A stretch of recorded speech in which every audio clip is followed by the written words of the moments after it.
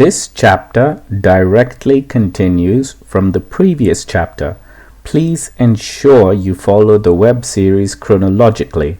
All the links will be provided in the description below. Thank you.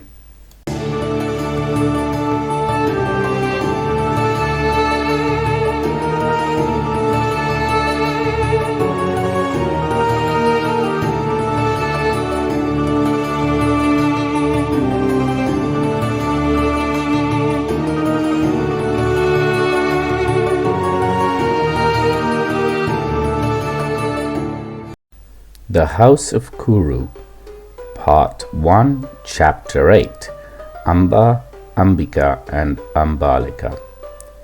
The lineage of the House of Kuru must go on, thought Bhishma. Days turned to nights, and the son of Ganga began to lose sleep. Sure, the physicians will keep quiet, but that won't be for long.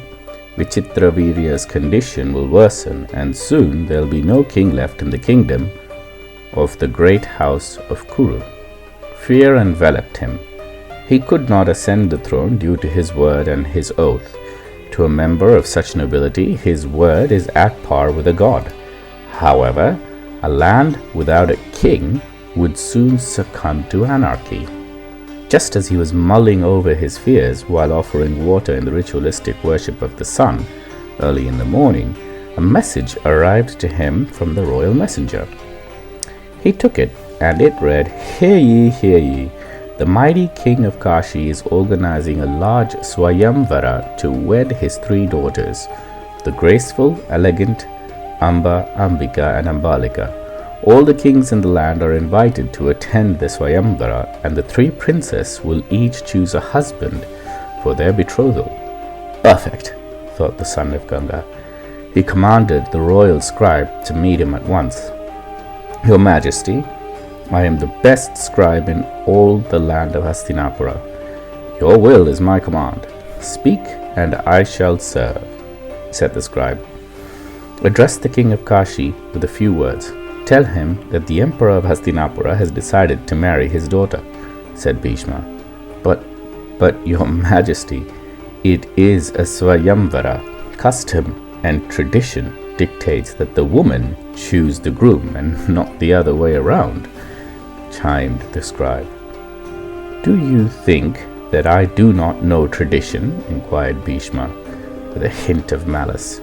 "Do as I command, and make preparations for me to leave to the kingdom of Kasi and prepare my war chariot, equipped with all types of javelins, spears, and thousands of arrows," instructed Bhishma. The date of the swayamvara finally arrived, and Bhishma, dressed in his finest, left for the kingdom of Kasi. He was the talk of the town.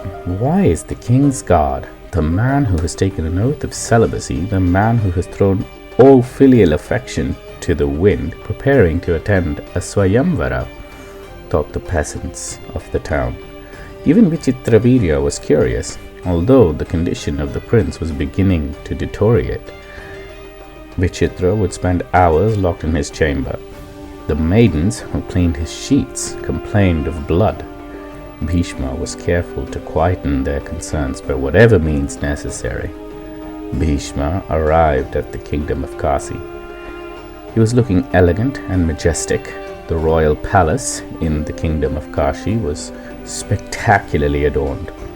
The king of Kasi had not spared any expense in the swayamvara.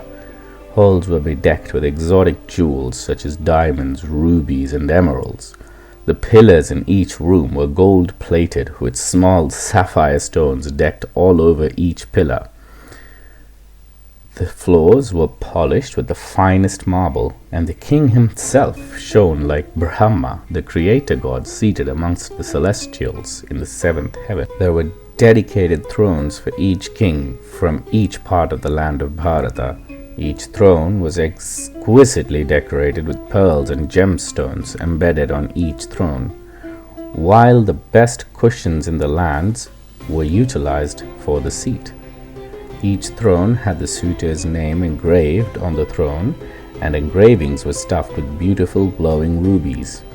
The king of Kasi was filled with pride and ecstasy. He had been waiting for this day. His 3 beautiful daughters were finally getting married. Just as Bhishma entered the hall of the swayamvara, the king announced the ceremony. As soon as the ceremony was announced, a presenter approached the hall and started the ceremony. "I have here the king of Vidarbha, Drishtaketu," said the presenter, and each time a prince or a suitor arrived into the majestic hall, there was a cacophony of trumpets, drums, and blazing bellow of singers, criers, and announcers. One by one, each suitor was called, and each took their seats. Kings came from all over the world, and beauty of the 3 daughters of Kasi was well known.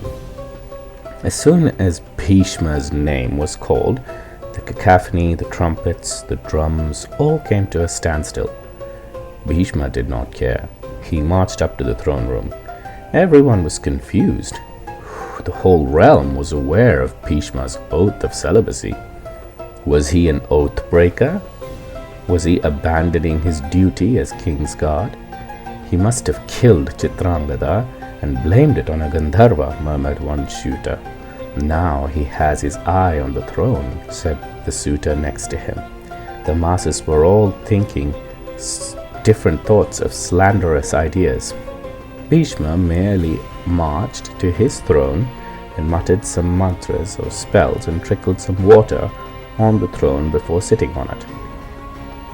Rulers, kings, warriors, and lords of the earth, today is the day of the swayamvara of the daughters of the great king of Kasi. The mighty king of Kasi holds a land of several hundred yoganas. All this will be split into 1/3 for each daughter. The process is simple. Each daughter will arrive and scrutinize each suitor. She will place a garland of flowers on the king she chooses to be her husband. "Let the ceremony begin," bellowed the announcer.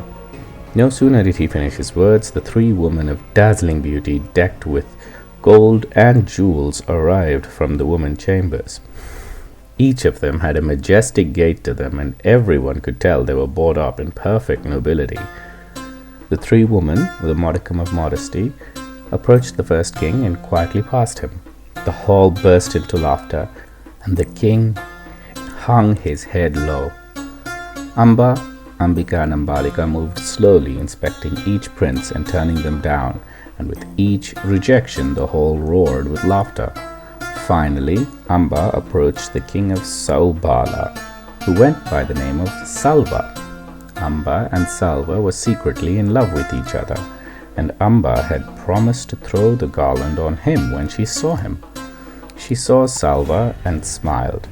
The king of Saubala, Salva, smiled back. She raised her arm to place the garland on his neck, when 2 powerful arms lifted her up by the hip. It was Bhishma. The crowd screamed in anger, but Bhishma had already taken Amba on his left arm and the other 2 princes on his right arm and marched to his chariot. "Lo, behold, the king's guard, who has taken a vow of celibacy, is taking 3 women to his harem," yelled one of the princes. "This is against virtue. The woman did not choose Bhishma," piped another suitor. "Men, take up your arms, and let us defend the honor of the princesses," said another suitor. Before long, 100 men were chasing Bhishma. Bhishma placed the 3 women on his chariot and took his bow out with his quiver. He then launched a one-man war against 100 men. The sky was filled with arrows, and the kings from all over the land fought with Bhishma. Bhishma was like a raging lion devouring its prey. Several men were killed in the ensuing battle, and Bhishma was just getting warmed up. Soon enough, most of the kings fled. Finally, it was down to Salva, the king of Saubala, and Bhishma. Salva fought bravely and courageously. He gave Bhishma a good run for his prowess, but he noted that his love did not even look up to see him in battle.